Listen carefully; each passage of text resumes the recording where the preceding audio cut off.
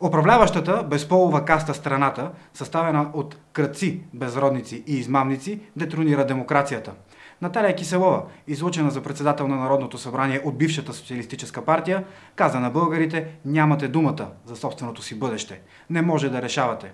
А паразити от всякакви слоеве и кръгове изпълзяха по медиите, за да ни казват, че те решават по-добре от нас, че те знаят какво е добро за страната. Същите тези, които дадоха милиарди за летящи консерви, дето не летят.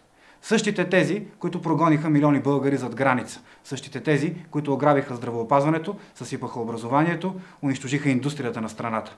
Те са тези, които имат право да решават, и те са тези, които знаят кое е по-добре. Същите, които превърнаха Народното събрание в сбирщина от отрепки, от които се срамуват дори и сутеньорите в Брюксел, са онези, които са умните и красивите.